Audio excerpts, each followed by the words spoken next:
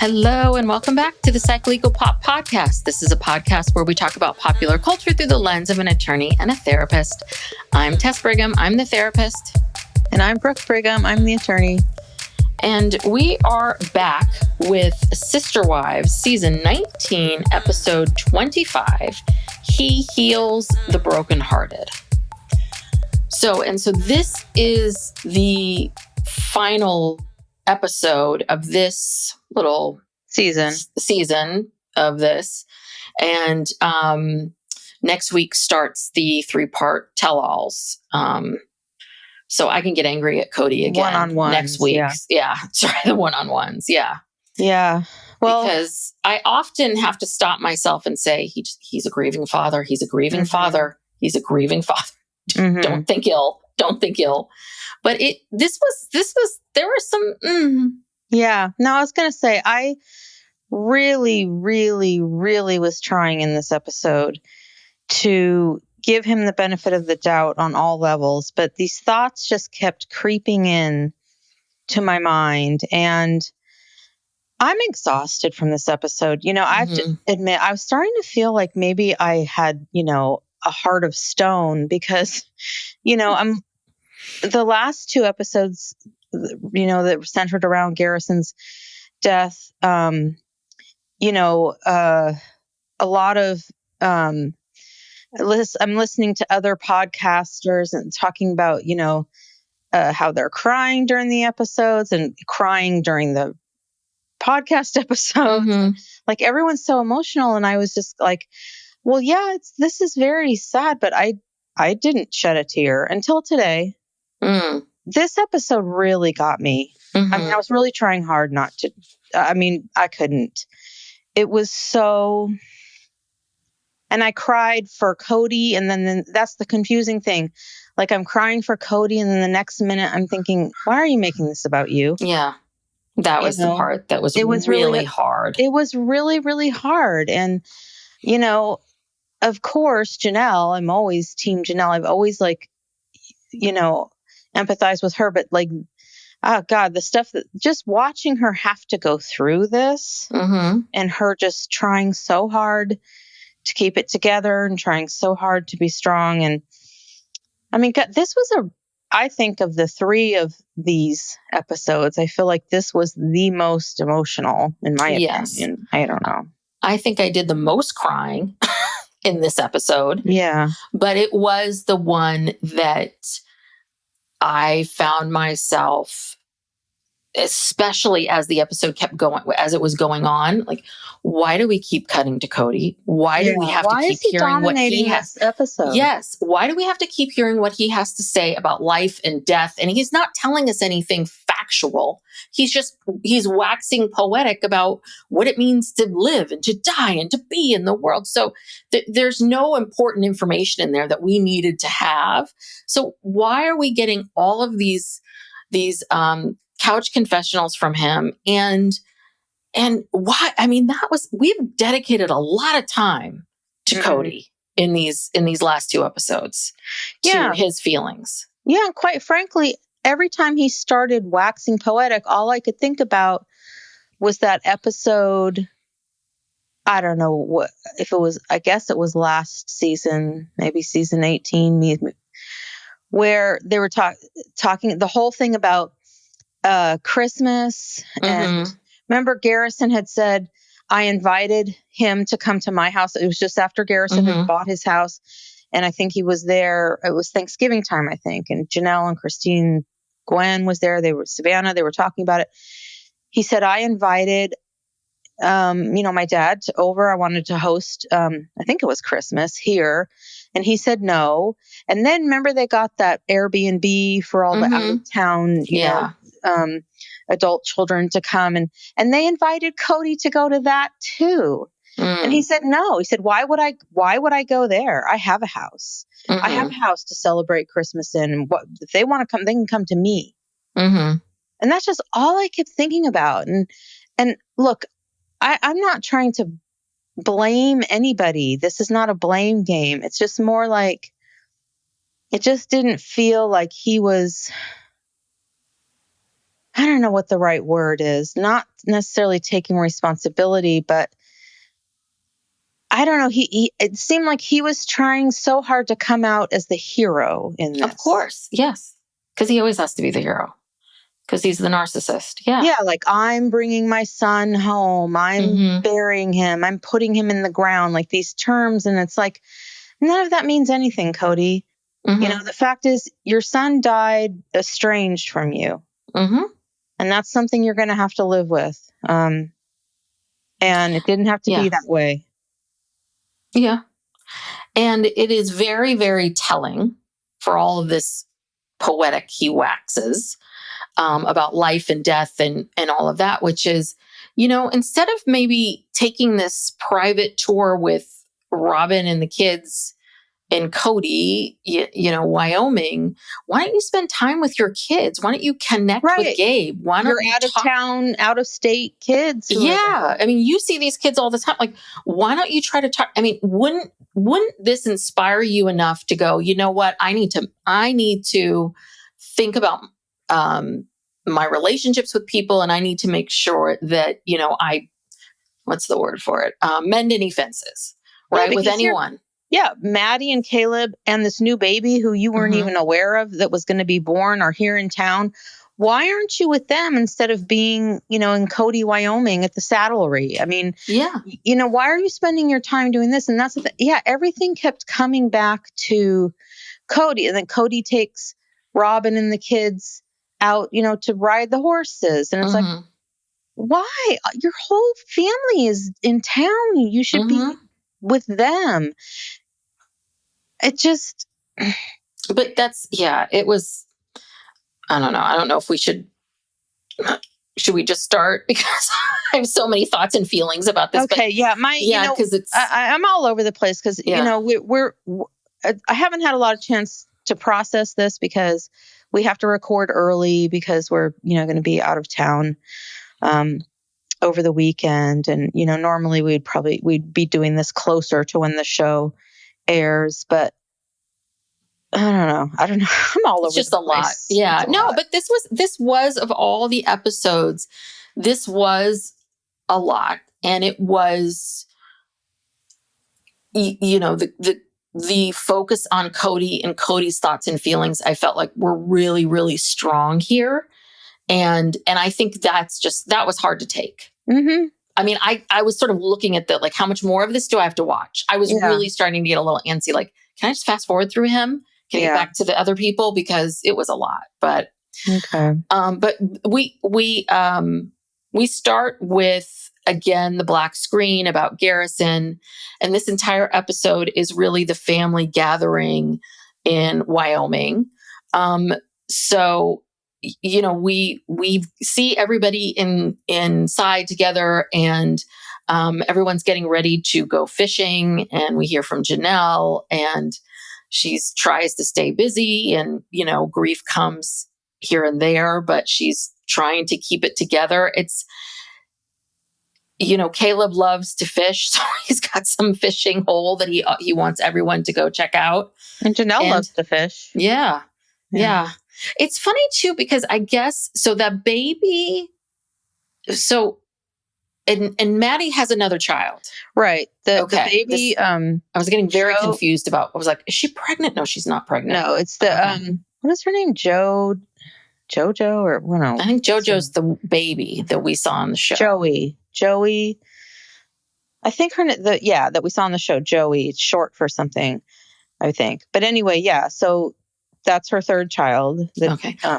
I'm just sad. And I guess Maddie grew up with kids, so she's very comfortable. But I was just really impressed how the two of them are just, I'm doing this, I'm doing that. I mean, 3 kids, all that little, it was so much. They're very calm. They're both very, very calm people. I think I'd be pulling my hair out. Well, they come from big families, and Maddie was, you know, pretty parental. Yeah, I was like, oh, yeah, that's right. They all babysat, someone did all that. So, I kind of skipped through. I mean, I didn't take a ton of notes about the fishing. I couldn't take many notes at all. Well, I just know. So then Christine and David and it was like Truly and Isabel and Aspen. Via, Aspen, Mitch. You know who wasn't there, or at least I didn't see, was McKelty. Yes, you're right. You're absolutely right. I didn't see McKelty or her family at all. So I don't. Oh, you're right. I didn't even know think what's about up that. with that. Do we know in the timeline when his military service was? Was it before or after this service? Oh, the military. I'm not really sure. I kind of get the feeling it was before. Okay. But I don't know. I don't know for sure. Okay. Which I guess would make sense. But I know that whatever happened at that military service is what shifted everything for a lot of people, right? The military service is when they came mic'd up. And that really, allegedly, that's what some people are saying. Look, we're getting our information the same place everyone else is, TikTok. That's what people are saying. Yes. That because McKelty said on her Patreon that something happened at his service that upset her. I don't know which service it was, and maybe she didn't want to be on camera because there were a lot of people there, at least at the gravesite service, where their faces were blurred out. Mm-hmm. But I don't think she was there, and I don't know what that's about. And I'm not going to speculate about it. Also, I don't believe Dayton was there. Yeah, you're right. You're right. Unless he just was not in any of those scenes with the rest of the family, and maybe he was at the service with his face blurred out. I don't know.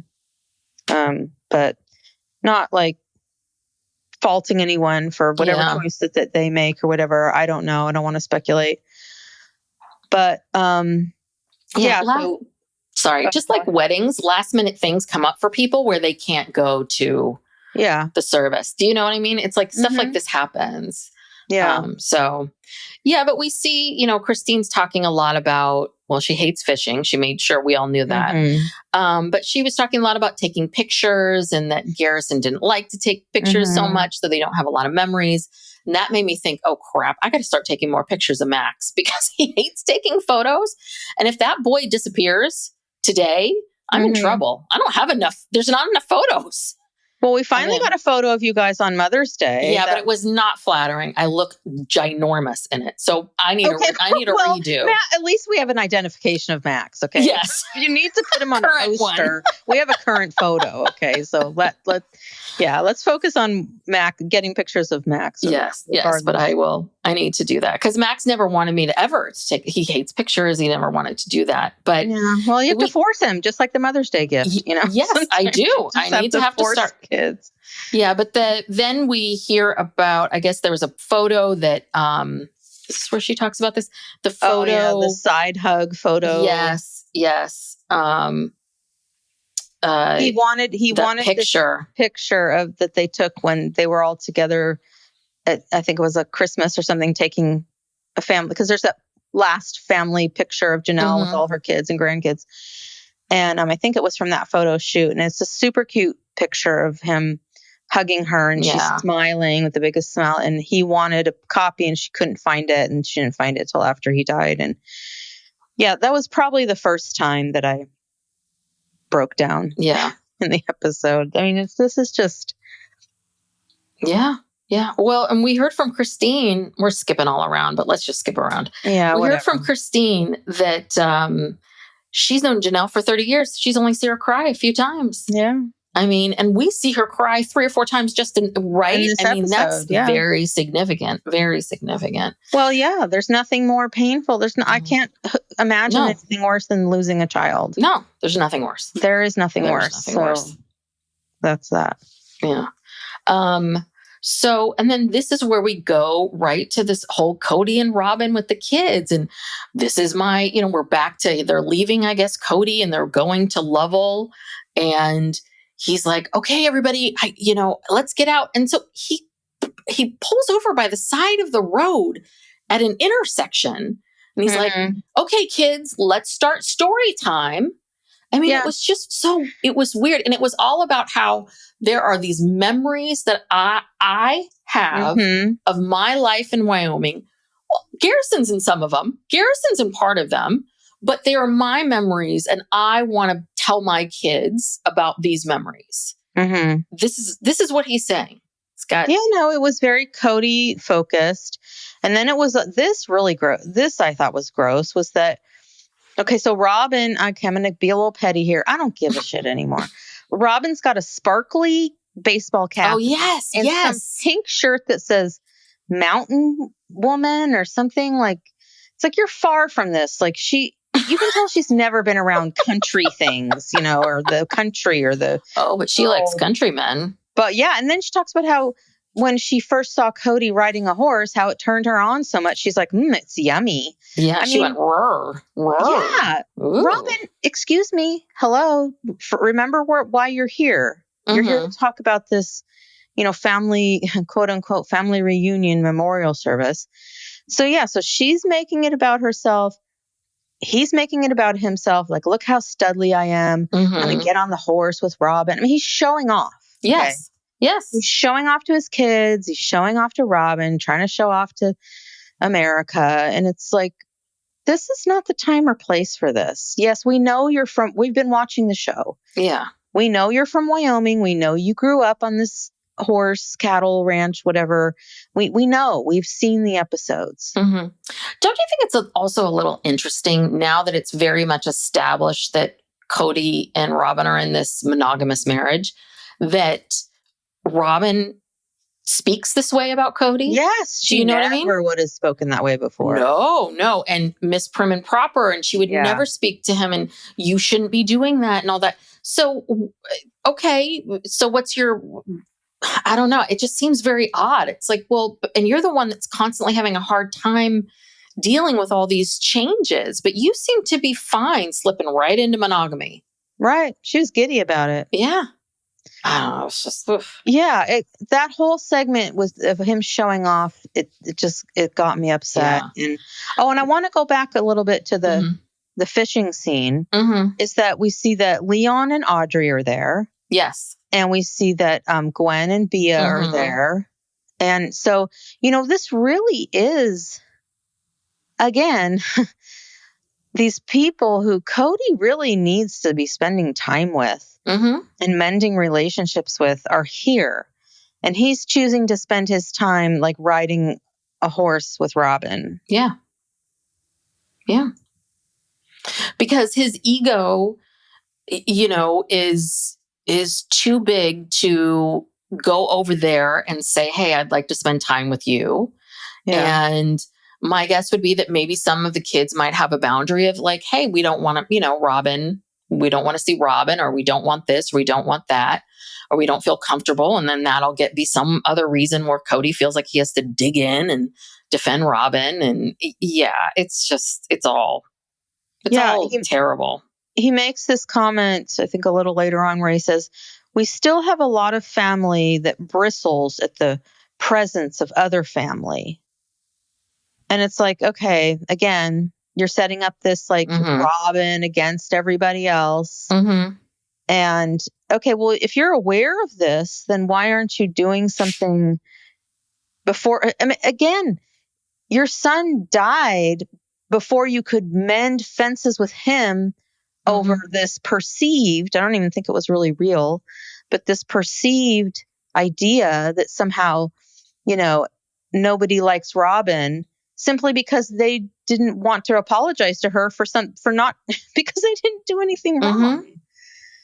Yeah. He's so unaware. Well, and this was really interesting. So he, when we see this couch interview with Cody while he's riding the horse. And he says, he talks about this pilgrimage, about wanting to come here. And he's like, I'm not really getting along with Janelle right now. But, I went to her and I just said, can I just be a part of this? And it's like, what? He's making himself this victim. He's setting it up that nobody likes me, but I'm the one coming in and asking, like, please let me be a part of this whole thing. To her, and he's so grateful. Yeah. And it's like, dude, first off, she wasn't going to deny you that, because Janelle's a rational person. She's not you. She's not Robin. She, of course, is going to allow you to, right? To do what you need to do. She's not going to deny you that. But that bugged me. I was like, you now are setting it up. Like you are this victim of all of this, and you're not. You're not. So, anyway. Yeah. But then he's this pendulum just swings, because then later he said at the funeral home, I guess, his kids started, planning everything and what they were going to do. And he said, whoa, like, this is my son. I was the first one to hold him. It's like, well, Janelle too, of course.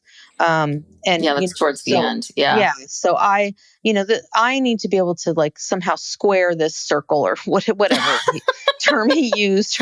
Full circle, lots of circles. Full circle, whatever. Like, I need to be able to, I'm going to do this. I'm going to bring, because Janelle gave me permission, I'm going to do this thing, my pilgrimage. And again, he's making that about himself. Yes. It's his pilgrimage. He's comparing it to, some sort of old Western movie, like so casket, but being a horse-drawn carriage with a casket in it, and he's following along, and he's making himself the hero of his own story. Yeah. Well, this whole section, this is what happens next. Is basically we see Cody, this is in Powell, Wyoming. We see Cody go to this Penrose Memorial where other family members are buried. And this is exactly, I wrote this down. This act is nostalgic to me. The act of bringing my son home. Throwback of old cowboys, casket on a train, finishing the circle. That's what he said. And so that's all about him. That's all about him. And his whole thing is he wants to dig the grave, and somehow got permission, which I was kind of surprised about. I didn't think that they would gonna let a family member come and dig. Well, you know why? Probably because it's just they're burying ashes. They're not burying a body. I think there are laws about if you're burying a body in a casket. Okay. That certain protocols have to be taken, but they're just burying ashes in a, urn. So okay, well, that makes a lot of sense, because I kept thinking this is very odd. Did he really get permission? It's a rural, they can, they feel like they can kind of get away with whatever they want to do. Oh God. And so, Cody says he's going to dig the grave because it means something to me. It's the old, this old West Country cemetery, God. I mean, it's utterly exhausting. He's in his cowboy era, Yes, I'm a cowboy. I'm just a cowboy on a pilgrimage. I'm riding my horse, back to the homestead to bury my son. And, only I can do this. Only I can complete this mission. I mean, really, this is all about him. There's nothing in this about. And here's another thing too, when he kept talking about how, he's grateful that Janelle gave him permission to do this, but he's really the person who's most affected by this. He never mentioned anything about the fact that, Garrison had all of these siblings who, were closer to him than he was. And they're just left out of it. He doesn't even mention them. Yeah. He doesn't even mention like the effect that any of this has on any of them. It is all about him. Yes. Well, because it's Mary, the one who said, I can't believe it took this for us all to come together. And it's funny because I kind of kept thinking that Cody said something like that too. And then I realized, I was like, oh, wait, that Mary's the one that said that. Cody, again, has made this all about himself. But I just had this flash of Cody and Robin, and that they love to dress up like cowboys, and like this is their weird fetish. Because the two of them really love this whole lingo and all of that. I don't know. I just had a flash. I don't even want to think about that. I just had a flash of the two of them. But anyway, let's talk about Uncle Scott. So Uncle Scott's here. Tim. And brother-in-law Tim. Who is going Tim. To be the pastor, the officiant for the service, which is, I believe, the next day. So again, there's so much more. I keep forgetting that there's more here. So Cody invited them to come because they're part of the men group who nurtured Garrison into maturity. Yeah, something like that. And so then Cody talks about how he wants to dig a hole, but a much bigger hole than they normally dig. And it's very interesting because he keeps talking about this honor of mourning. And in this moment, just a thought that I had was, I'm wondering if this is his guilt. Like, instead of him being able to say, I feel guilty because I did not reach out to Garrison, I waited till now. Are you punishing yourself by having to physically dig this hole, by physically making it bigger, by physically, sweating it out? I don't know.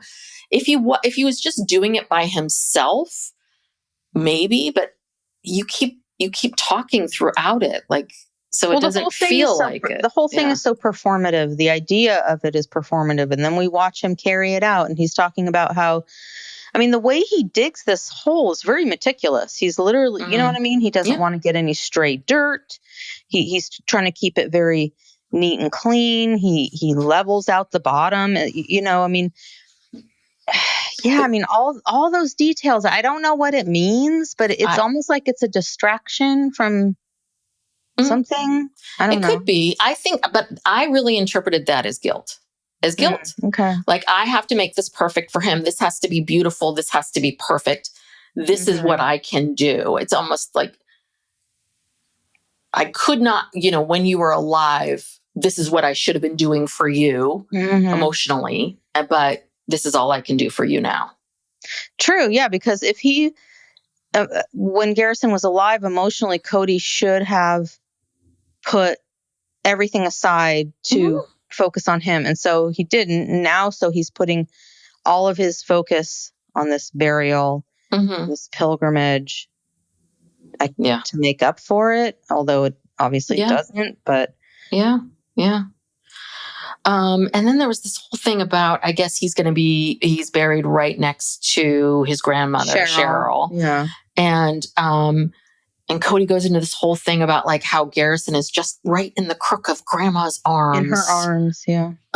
Yes, it's the last ode to my boy. Psych Legal Pop, we'll be back after these messages.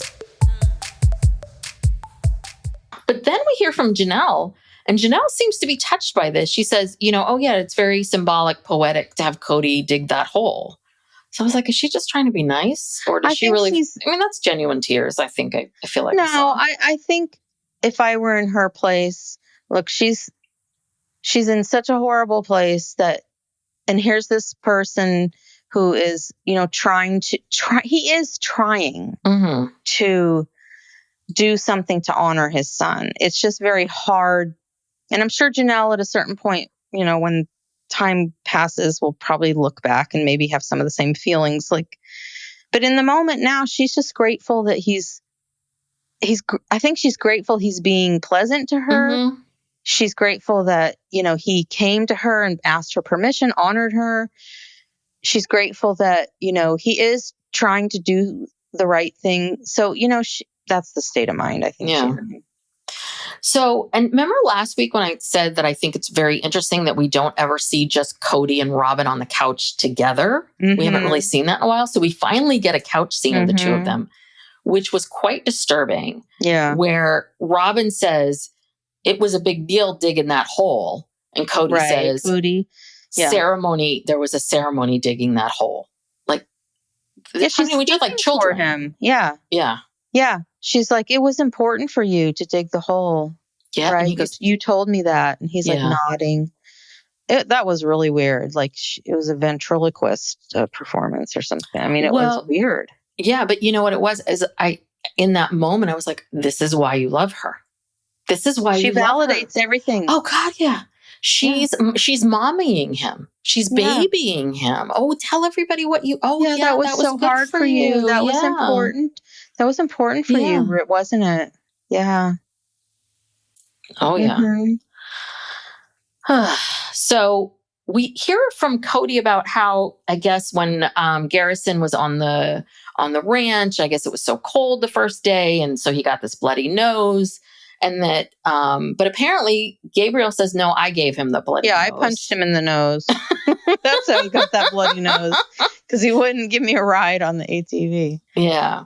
But he said, I guess that was very significant because that was the first time they went on a cattle drive without the older brothers, which I would, Logan and such. Yeah, we're back to, my next note is about how Cody, I was the first one who held him. This is my duty, my job. Let me finish. Okay. And there are also these personalities that come out, it's so telling how much he loves dropping. I was the first one to hold Garrison. So, you see this a lot when someone passes, everyone circles around and decides who is the closest to that person, right? So, the closer you are to them, the more significant your presence is. And it's just so interesting how nobody else in that family felt like they needed to justify themselves and why they were there. Yeah, and take center stage. Yeah, not one of them needed to do that, except even his mother. Yeah. His mother, who you saw her, the one who gave birth to him, who grew him in her body, gave birth to him, and usually when the baby comes out, they put the baby on the mother's chest. So I don't know if you're technically the first one, but that's the thing. It doesn't matter. He's just creating this story. And again, I feel bad even just talking about this and saying these things because, again, he is a grieving father. This is horrible, but I'm just pointing these things out because I don't think this death is necessarily going to change him. It hasn't changed him. He's still acting like Cody, even through all of this. And, it'll be interesting to see how he acts afterwards. Yeah, I think that's what's really hard about this is, there's that's why I kept thinking to myself, he's a grieving father. He's a grieving father. Should you be feeling this way? But as it went on and on and on and on, and that's what was interesting too. The producers, the producers really always favor Cody, right? They all live on the same street. Didn't they change to a different production company? I don't think it's Pedal Monkey anymore. I think it's a different production company, which is why we have kind of seen a different side of Cody. Okay, recently. That makes a lot more sense. I'll have to double check on that, but I thought that because it really always felt like they, that he had a close relationship with that producer. They lived on the same street. They were from from Flagstaff as well, correct? And so I was like, God, you're buddies with these people, and you keep showing us this, like this is what you're showing us. So I don't. But this is what Cody's putting out there. That's the thing. They can only use what material the family gives to them. And I think that's why this episode was so Cody centric, was because the other family members, other than Janelle, Janelle gave a lot of input, but they weren't interested in airing their grievances or talking about their side of the story. They truly are busy grieving their brother. And they're not really interested in talking to cameras about or being interviewed about this. It could be that. It could be like simply, this is the material that we have. This is what we're going with. And it's a lot of him. And I guess that's just how it is. Yeah. I mean, that would make sense. Yeah. And also he'll talk about himself all day. Yeah. The other thing too is the other group is not terribly, there's not a lot of drama there. There really isn't. It's like they're fishing. Oh, you caught a fish. Okay, great. Now we're doing this. Now we're doing that. I mean, he is driving a lot of the drama, right? But he creates it as well. So anyway, he wants to be out there and watch the sunset, and sunsets make Cody acutely aware of the divine. And I'll just leave it at that. Okay. So this is when things really got hard. Yeah. Because we see a black still that comes up and says, at the request of the family, cameras were at a distance during the burial, which makes complete sense. and we see some scenes of Janelle and talking about how she's just numb. She just doesn't have any feelings. And we finally see Mary, and we see Mary about how just heartbreaking this all is. And so they show us the urn that that Mitch made. Yeah, that he was buried in. And I guess he had this real fascination of Norse culture. And so, Mitch built this urn that looked like, it was very impressive, like a Viking ship. It was so cool. I mean, and it looked very similar to remember the cardboard boat? Yes, it did. The cardboard boat races. But is this how he makes a living? Aspen's husband? Know. He's good. I mean, I was very impressed. Yeah, I know I've seen on the show, like, he made someone like a big table and other stuff. Yeah. Yeah. So then we see Tim, who is the brother-in-law, and he shows up in a completely Hawaiian shirt, Hawaiian shorts, because Garrison loved Hawaiian shirts. And I guess his nickname was Bob from Bob's Florals. I don't know what Bob's Florals is. He had a business called Bob's Florals. Where he, had Hawaiian shirts and ties. Because Hunter had, at the military service, Hunter was wearing one of the Hawaiian ties. I don't know how long he had the business, but there were some pictures in there of various family, including Cody, wearing these Hawaiian floral shirts. And so that was a business he had for a while. And then Tim comes out, and Tim's kind of funny. Tim's a jokester. So he does this bit. He does the famous bit from Princess Bride, and everyone laughs, and everyone feels like, that really captured Garrison. So Tim seemed to really get Garrison. I mean, he really, I thought that his talk, and I thought he did a really good job of just talking about, I can't remember. There's one section where he talks about the greatest heartbreak of a parent and the greatest love of a parent. And that this is this duality that we each, of life that we have to bear. Anyway. Yeah, no, I liked his remarks. I thought they were very poignant. And so I've never seen this before. Everyone then removed their shoes and socks to stand in the grass. I guess I've never seen that. I don't know if that was something special about returning, right? When you put the person in the ground, returning to earth. I don't know. So I think it was something that Tim just made up. And then we see Cody. He shares this story about a dream he had about Garrison. And see, this is the thing. I was sitting there wondering, is this real? Because the story felt a little too polished. Too perfect, yeah. Too perfect, too polished, and made you the hero. And made it so that he forgave you, in a sense. But you don't really ever say that he forgave you. Exactly. I was just like, oh. And so then we see Janelle and Cody each sort of taking a turn, lifting the box, putting it into the ground. Did you see Logan? Oh, yes. Logan was front and center right there for his mom. Oh, yeah. Like getting her tissues, holding her, making sure she was okay. He's so good to her. And then this is where I really broke down yet again, was Peyton. Yeah. I didn't think I would. But, other people, if you wanted to leave something in the grave for Garrison to take with himself. So Peyton put in his dog tags, because he has Garrison's dog tags. And it was just really emotional, because Peyton couldn't even get the words out. He was just before, you've had that moment before the cry happens. It was very, because I don't think we'd ever seen him that emotional. Yeah, he says, I have yours, you have mine. And meaning they have each other's dog tags forever. So I didn't get that. I guess Garrison played this really big role for Peyton. I guess that makes sense, because Garrison's older than Peyton, but Peyton's older than Gabe, right? So the three of them are all around, right? I think the three of them spent a lot of time together, those three boys. Yeah, they're like the second tier of...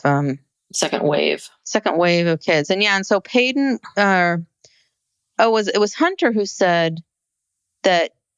So Hunter's older than Garrison. So Hunter went into the military, and then Garrison went into the military, and he had Hunter had his first salute as an officer from Garrison. And so he put in the hat that he was wearing when he got that first salute. I also thought it was very interesting that, in this family, we have three sons, who were served in the military, which is, not that common, I feel like, anymore. I don't know. I mean, well, and also they're all very close in age. It wasn't like the oldest one and then the middle one, right? Like, I think they definitely influenced each other. I get the sense that they all, that they saw the benefits and wanted to emulate that. Because that's what Payton mentions, that he said, Garrison was my sort of military his mentor. Sergeant, or he was his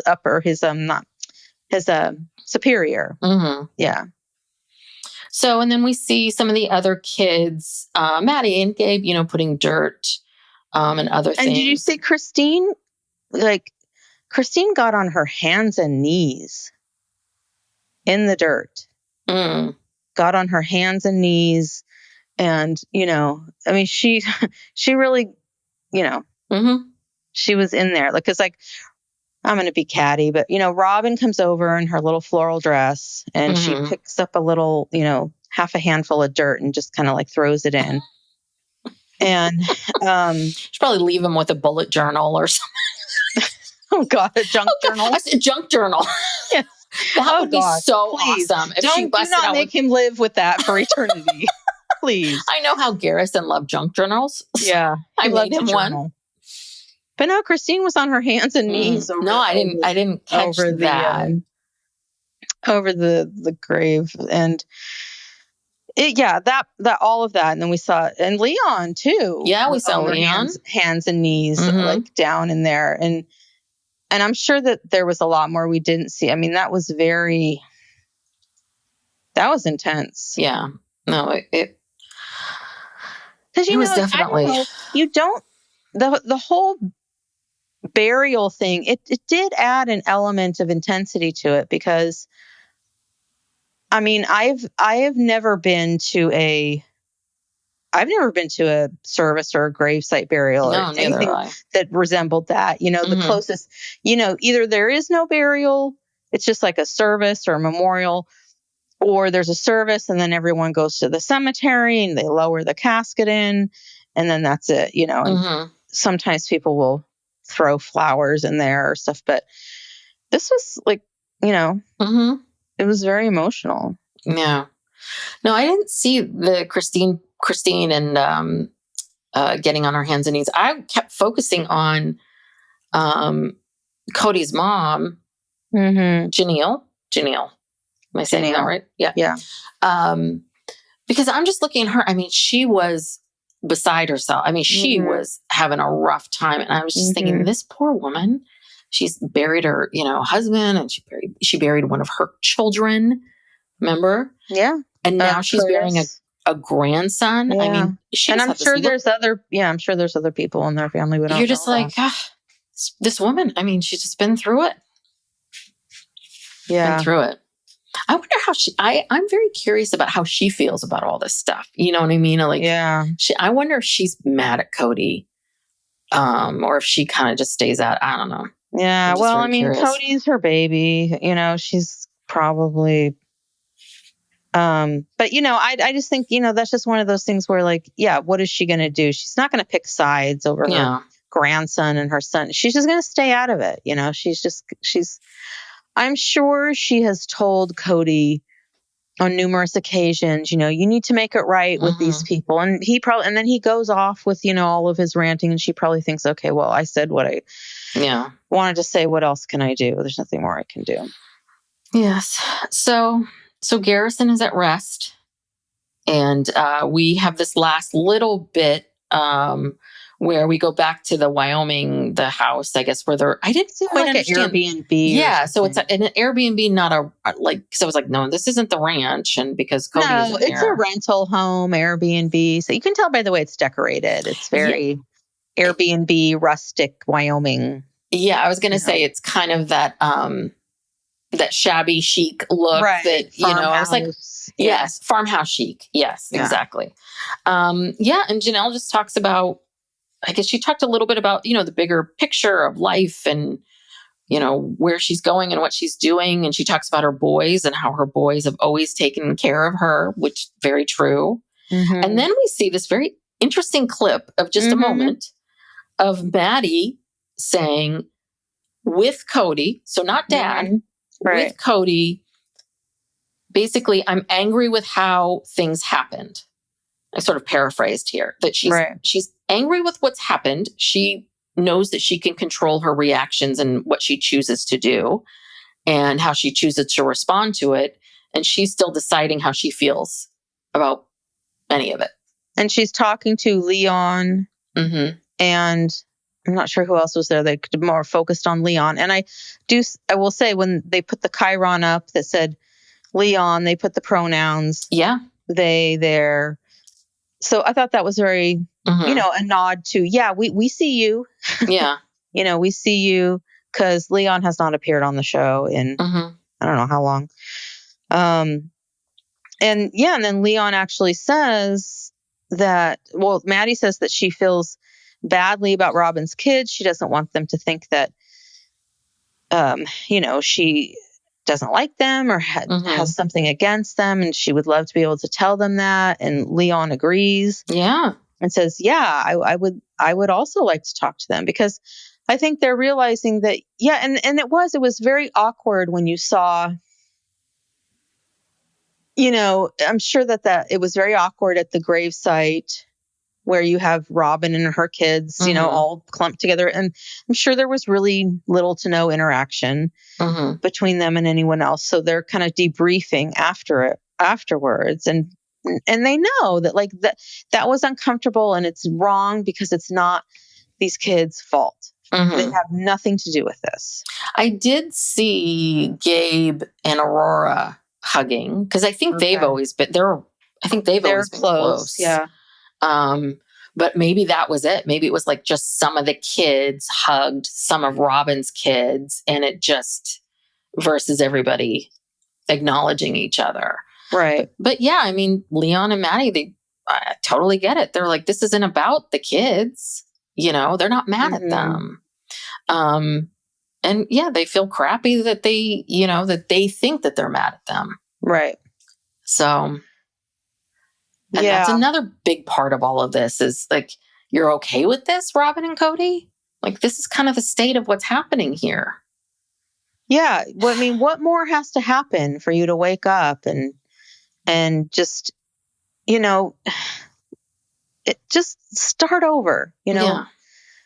We don't have to litigate everything that's happened. Let's just start over and let's just say, we are a family. We love each other.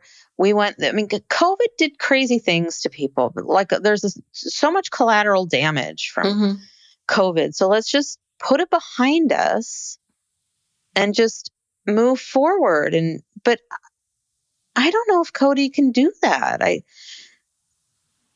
They show the next week's episodes. We start the one-on-ones and Cody, is Cody just going to go back to angry Cody? And we the last clip of the one-on-ones that we saw was him saying, when am I going to not be punished for falling in love with Robin? Yeah. Again, victim. Yeah. Poor me. I fell in love with her. Right. It's like, I fell hard. And that whole thing, I felt hard, really hard. It's like, you don't have to emphasize. If that is what is true, okay. Yeah. And that's also bothersome. It's almost like he's overcompensating. He has to make this relationship seem so significant now and so important. Yeah, that it's worth, what? Alienating everybody over? I mean, yeah. Yeah. I don't think so. So I don't know. I don't know what season 20 Cody is going to be like. Maybe time and reflection will help that. I don't know.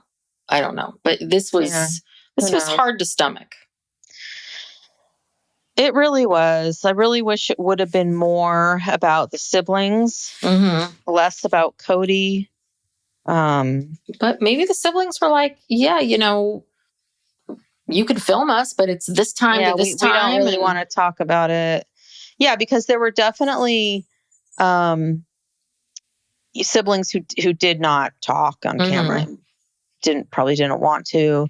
And there may have even been some who were there, but with their faces blurred out. I don't know. I mean, it's hard to tell. Well, you know, there's that new, Peggy sent it to us, the new documentary about kids that grew up on reality TV. Gwen was interviewed for it. Yeah. And, you know, Gwen in the article mentions how, like, she was never paid. And so I also wonder, too, if Logan, I mean, I don't think Logan wants to be on it, but if I was Gwen or one of these other people, I'd be like, are you going to pay me? Okay, no. Yeah. Well, then I'm not gonna why? talk. You got enough of, you know, my parents. It's one thing when it was, my parents were making a living and I lived under the roof. It's a little bit like I got to support myself now and forget it. Right. You know? So that might have been it too. They might have been like, I would have been happy to talk, but I want to set some sort of boundary with TLC or with the production company that I'm not going to do free things. So that could be it. Yeah. But yeah, it ends with Gabe. Gabe got a bunch of fireworks, sparklers. And he was showing, was it Axel? He was showing Axel the sparklers, and the episode was dedicated in loving memory to Garrison. Yeah. Wow. Yeah. Okay. Well, it was a lot. It has been a lot. It has been a lot, but you know, I'm glad they did it. Yes. Because I think it also, I think it will help some people. I do too. I mean, I think that right, the biggest issue with suicide is around the shame. There's such shame because it's like, oh, this person could cope, or that whatever the shame that goes along with it. And we perpetuate the stigma and shame of it by not talking about it, and people not saying, you know, not being honest about, oh, I've had these kinds of thoughts and I've had these kinds of feelings. And, you know, I really do. I could understand if they had decided not to, and because I totally respect that, but I really commend the entire family for being willing to do this, because it is very vulnerable. It is a lot. And it was really, really important. And it, you know, I agree with you. I think it will help. We talked about this before, this idea of, this idea that you're going to plant this idea in someone's head that if you mention, like, are you thinking about harming yourself? And that's not it. No, it's way more complicated than that. And the thing is that simply asking could save a life. It really can. Because it really, I mean, that might be what someone needs to open up and say something. Because again, if Garrison had picked up the phone and let someone in, I think this would be very different. So, anyway. Well, I think they did a good job. I think the producers did a good job of presenting this, you know, the last 3 episodes, and you know, it's very generous of the family to allow this to happen. And I'm sure that's why they did it, was because if they could help anybody through doing this, then, you know, they would want to. So bravo to TLC, to the Browns. Yes. All right. Okay. I'll wrap it up. Thank you so much for joining us. We will be back next week to talk about the one-on-ones. We are also covering, if you don't know already, Poly Family. That comes out on Wednesdays. And we do a documentary on Thursdays. Last week was The Downfall of Diddy. So go check us out there. If you enjoy our content, please check out our Patreon. You get everything ad-free, and there's a couple different tiers, so go check us out there. Follow us on social media, and we're on YouTube. Very exciting. Yes, follow us over there. Only. Audio only. We're getting to video. We're that's coming up. it's a hill we have to climb. And what else? Yeah, please, if you haven't given us a review, those reviews really help us. Give us a 5-star review, and we'll see you all next time. Thanks so much. All right, thanks. Bye. Bye.